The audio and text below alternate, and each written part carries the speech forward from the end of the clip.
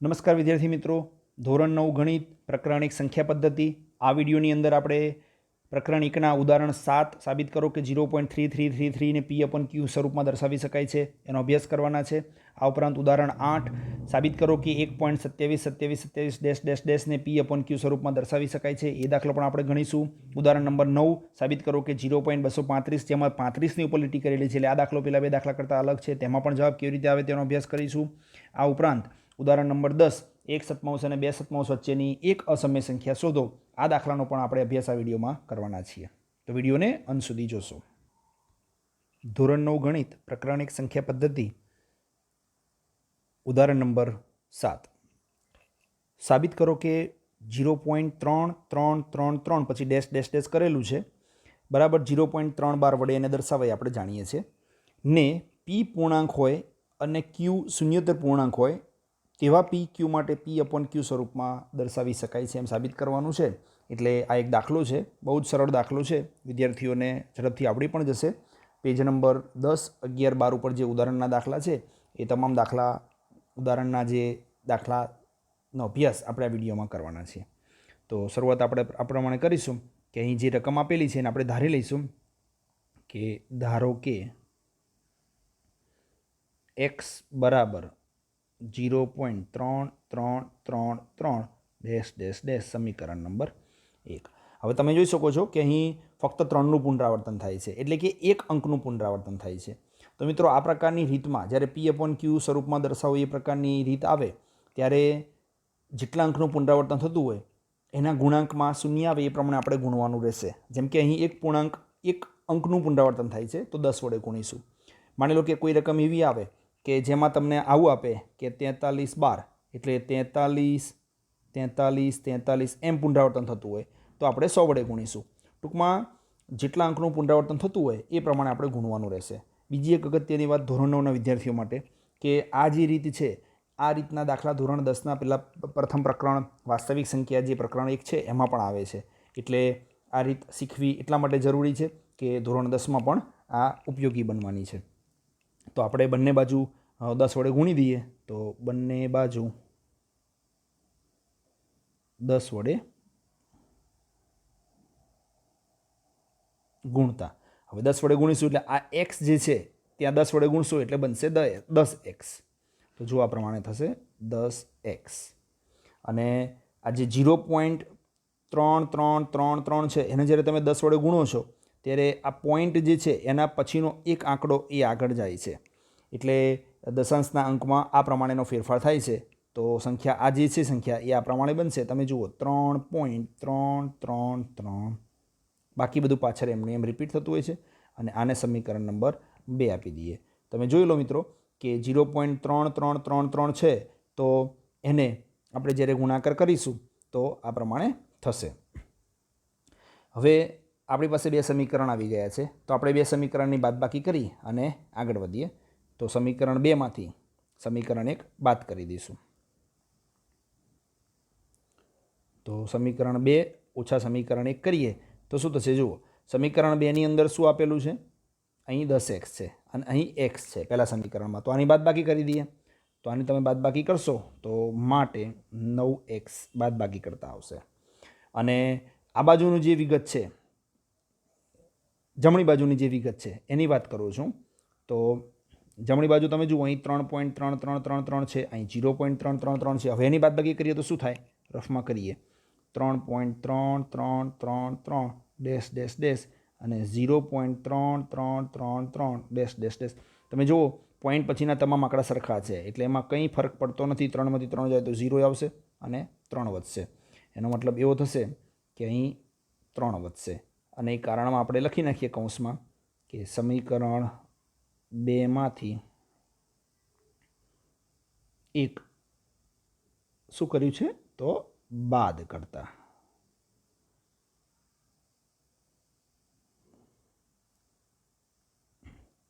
આ રીતે બાદબાકી કરેલી છે.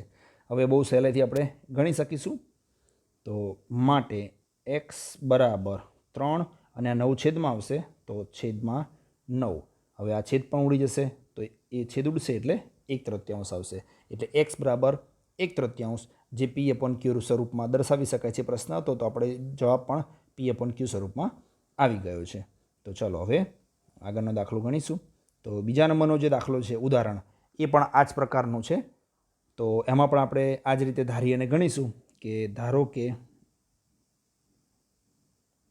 x બરાબર 1.272727.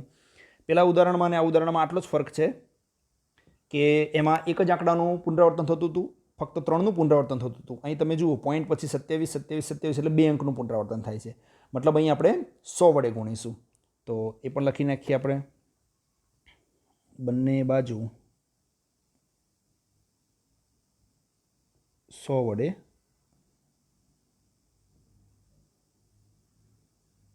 ગુણતા. હવે 100 વડે ગુણીશું એટલે x ને 100 વડે ગુણશું એટલે શું આવશે? 100x. માટે અહીં આવશે 100x અને આ બાજુ અહીં તમને રીત સાઈડમાં બતાવું છું 1.2727 આ પ્રકારે છે. હવે આને તમે 100 વડે ગુણો એટલે આગળના દાખલામાં કીધું એમ કે 100 ની અંદર 2 મીંડા આવે તો અહીંથી 2 પોઈન્ટ જે 2 આંકડા છે એ આ તરફ જતા રહેશે એટલે થઈ જશે 127 અને પાછળ જે છે એ બધું પોઈન્ટ પછીનું આવશે 27 27 આ પ્રમાણે.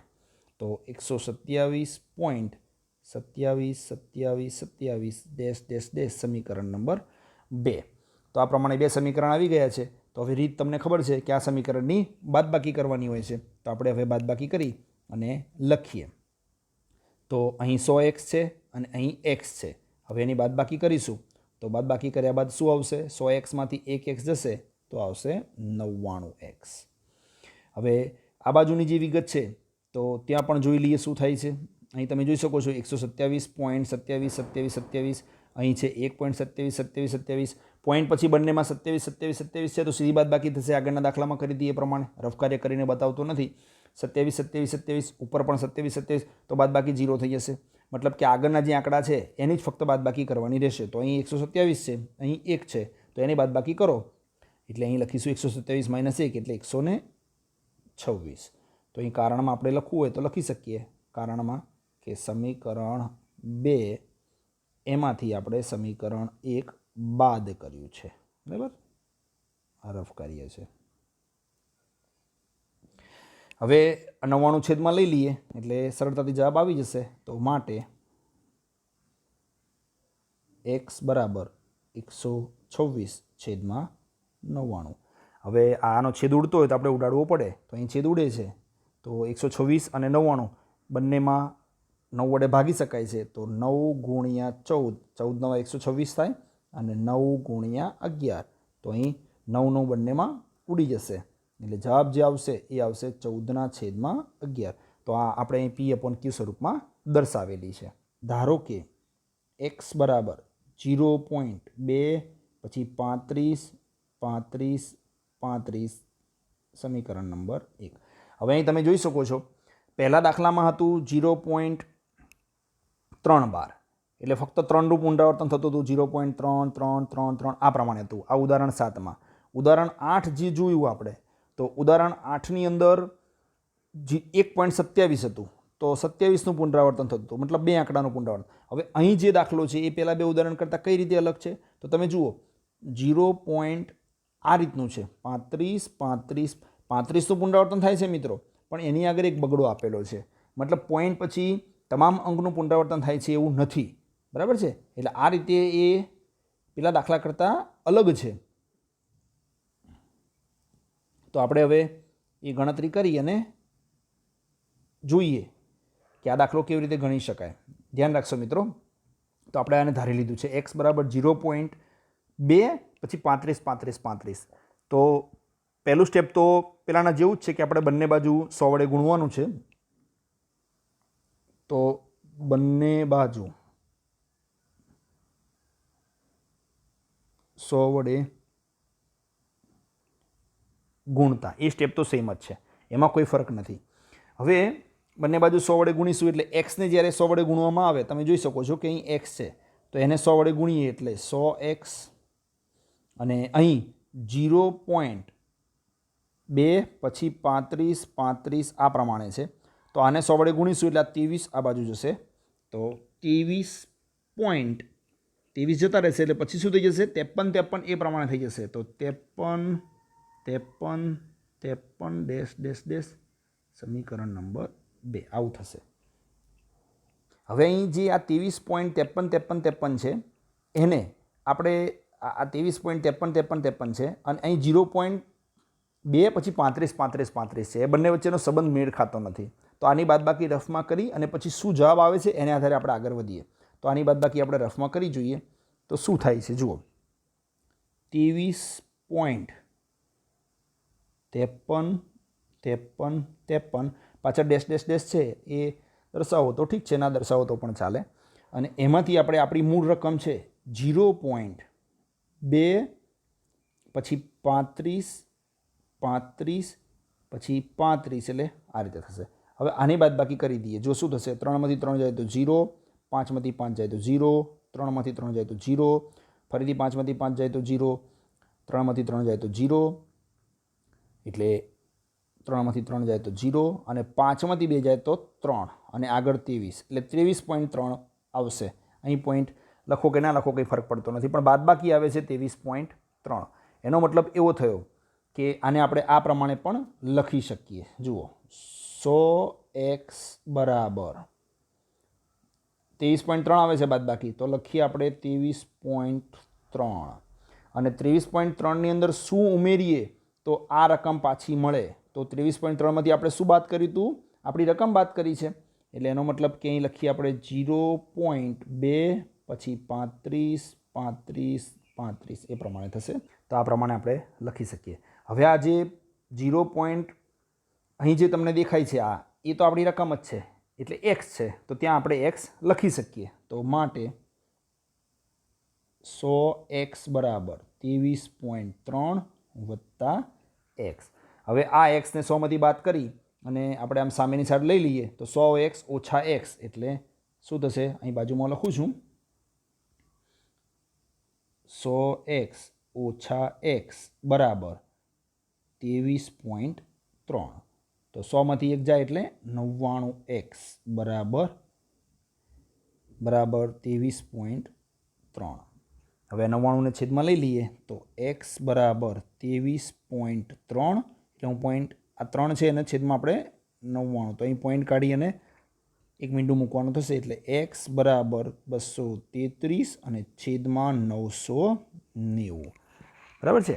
તો અહીં છેદ ઉડતા નથી એટલે અહીં દાખલો પૂર્ણ થશે. તો આ પ્રમાણે આપણે દર્શાવી શકીશું. વિદ્યાર્થીઓની સમજ માટે જે આગળના વિડીયોમાં મૂકેલું છે ફરીથી અહીં રિપીટ કરેલું છે કે કોઈ પણ સમય સંખ્યાની દશાંશ અભિવ્યક્તિ કાં તો શાંત હોય છે અથવા અનંત આવૃત હોય છે અને અસમય સંખ્યાની દશાંશ અભિવ્યક્તિ હંમેશા અનંત અને અનાવૃત હોય છે.